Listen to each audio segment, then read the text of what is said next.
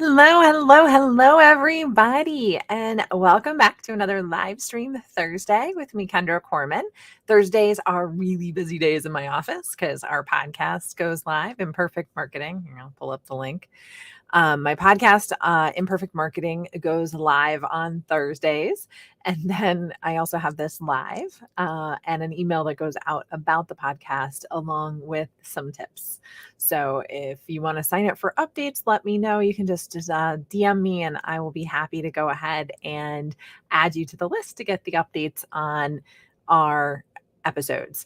Super excited this week's episode that launched. I talked to Carol Ward of FranNet of Michigan and a fifth generation business owner.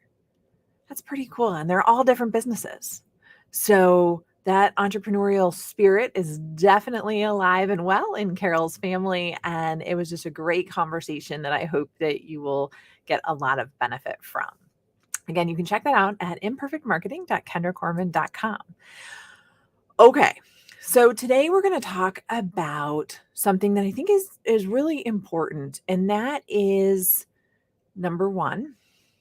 That is dealing with short attention spans. So it was revealed. I feel like it's been like 5 or 6 years, maybe 7 years, since they started saying that we have more or less attention than a goldfish. Now, there's medical research that says that's not true, but it is a really, really good representation of the amount of messaging that we're getting and how long we can hold our attention, right? So I do think it is a good comparison, even if it may not be medically 100% accurate, okay? So because we are losing attention on a regular basis. Okay, so let's go ahead and talk about how do you break through with email marketing. Really, a lot of different things are going to depend on a couple of key categories. So first off, I want to tell you that you need to focus on your from, name, and email. I was recently asked a question. Somebody said, who should my email come from, my company or me? And my response was, well, who are they more familiar with? Are they building a relationship with you? Is this in-person networking marketing, or are they building a relationship with your brand and your company? Which one are they going to be more familiar with? Because that's the one that they're going to open. That's the one that they're going to read and look at. You have a fraction of a second before somebody decides to go ahead and delete your email or keep it and open it. And the from, name, and email are two of the different things that they need to take a look at. So you want to make sure that your from name is good and that your from email is recognizable. With all the spam out there, you want to make sure that the from email address is also recognizable, and that's key and should tie back to your URL. All right, the next two things that people look at when they're using their fraction of a second to decide if they're going to delete that email on their phone or if they're going to read it is the subject line and pre-header. Pre-header, I call a second chance at a subject line, but that's on mobile devices. You see that second line of text below it that isn't part of the subject line, but really tells what that email is about. And it's a continuation a lot of times of the subject line, which I think is the good way to use it. So I call it a second chance at a subject line. But they're going to look at your from name, from email, subject line, and pre-header, and they're going to scan it really quickly. So you want to make sure that you're gaining their interest with these areas of the email that's really easy for you to control. One of the things to think about, how many emails do you get a day? I don't even want to count mine. I actually get a report and sometimes I ignore it, mostly because I don't really want to realize how many emails I went through, right? So, but I love my tool. I use SaneBox, and that keeps me totally and completely sane when it comes to my email. Okay, sorry, I was just looking at some of the comments. So thank you guys for tuning in. I appreciate it. So, when you think about how many emails you get, how much time you're spending on social media, it's not surprising that it's hard to break through. But if you focus and think through your from name, your from email, your subject line, and your pre-header, it's going to go a long way. One of the emails that I get, and this is from Marketing Profs, they send an email out on a regular basis, and it just has like what the topics are in that email, and their email is just a bunch of links. I love it because I know exactly if I want to read it or not, if any of those topics are important to me or not, and I can just go ahead and hit delete. But I read that email every time. They don't see an open from me. One, because I'm not on Apple iOS 15, which pre-opens emails. And then they also don't necessarily see an open for me because I don't right click to download the images. They come through to my Outlook as a non-downloaded image. But I look at that email every morning when it comes across my inbox. I take a look at the topics and see if there's something that I want to use. Okay. So, or read more about. So that's really important. The next rule to break through is it needs to be scannable. Okay. A lot of us like to tell stories, and that's awesome. Storytelling is amazing. And it's a great way to do this and to break through the clutter and to show your brand personality. But keep your paragraphs short. Think about bullet points. Keep everything so that it can be easily scanned, especially on a mobile device, which is number 4. It must be mobile friendly. With so many of people reading, I think it's like 98% of people or something like that that have a smartphone check their email more than once a day on that device. Mobile friendly has mobile email opening and reading is gone through the roof. So it's definitely something for you to think about and keep in the back of your mind as people are traveling more and more, that you really want to make sure that it's mobile friendly. And while you're making it mobile friendly, one thing that starts to get built in is that scannability. Because yes, it's going to wrap text and be easy to read on one column on the phone that people can swipe. But that scannability, people don't want to read a book. And if they want to read a book because the topic is really interesting to them, then they'll click over to your website or wherever. So just something to keep in mind when you're doing that. So again, focus on your from name and from email. Make sure you look at your subject line and pre-header. Make sure that your email is scannable. And then also make sure that it's mobile friendly. Okay, number 5 is create curiosity and deliver content they want. Easier said than done. I know. Okay, I definitely know that. Creating curiosity is asking a question, is saying something along the lines of, you wouldn't believe what they said after reading number 5, or you wouldn't believe how much number 5 changed how I do my SEO or my email marketing or whatever that topic has to be. So again, you can create that curiosity.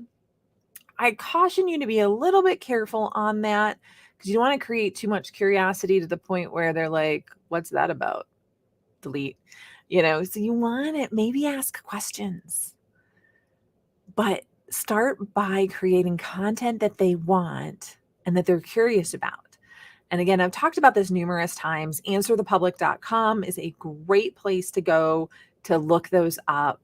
Keywordtool.io, Google's questions people also ask down in the section when you search for something that you're looking to answer questions about. Those are really, really great places.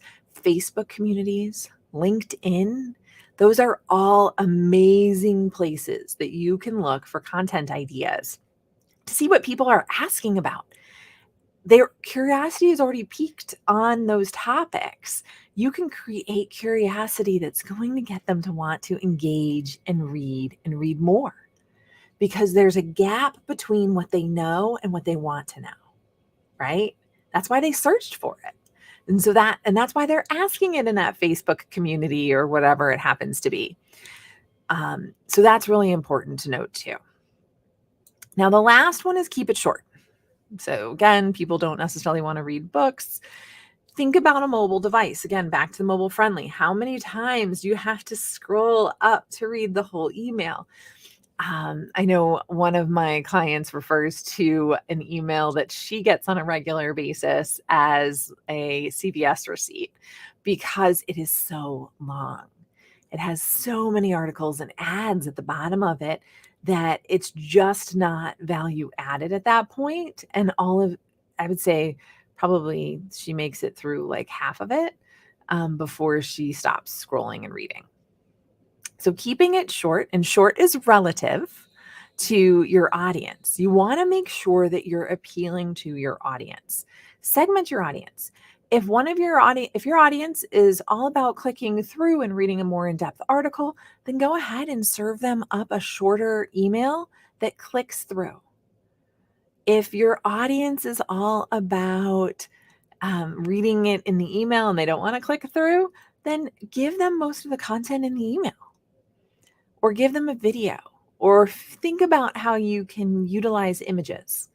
Now, I've been finding more people opening emails with no images or very limited images, and interacting with the content more because it feels more personal and personalized.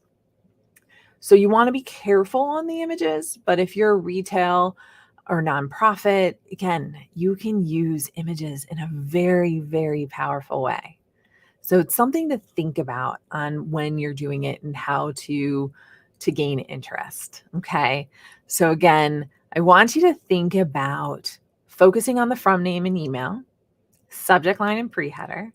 Then I want you to make it scannable. So scan it. Have your daughter, your niece, your grandchild, your son, your mom or dad, have somebody else on your team take a look at your email and see what they think. It's a great thing to do testing and see how easy it is to read. Now, granted, it's always better if you grab your target audience and have them take a look at it. But once you do a few of them and make them scannable, I think you'll really start to see that that's a lot easier to do than you think. Then again, it must be mobile friendly, and then keep it short.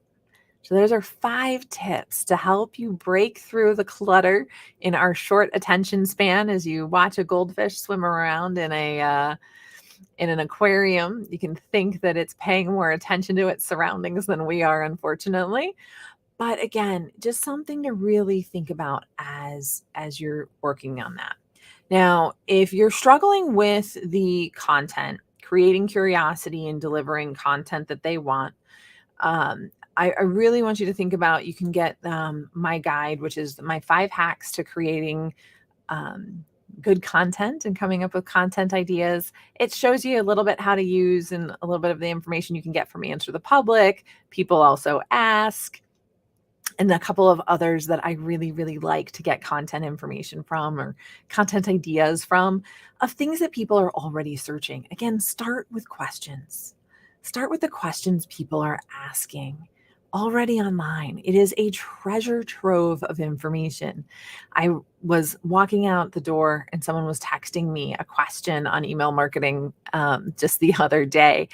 And I was like, oh, I need to write that down. So even I forgot to write some of that stuff down. But whenever you're asked a question, grab it, take note of it, especially if it's of your topic, and then use that to create your content. So something to think about. All right. So again, kendracorman.com/5hacks. And then I would love it if you would check out my podcast. It's available at imperfectmarketing.kendracorman.com or anywhere that you go to listen to your podcasts. I'd love it if you could let me know what you think. Let me know if you want to be a guest. I'd be happy to learn more about the stories that you have to share and the lessons learned and the marketing education that you can provide to my listeners. Again, we're getting started and getting off the ground. We're over 250 downloads. We just launched episode 16 today. So really, really excited for everything to come. Thank you guys so much for tuning in. I appreciate it on this July 4th short week. If you have any questions, again, feel free to reach out. I'd love to hear from you. Have a great rest of your day.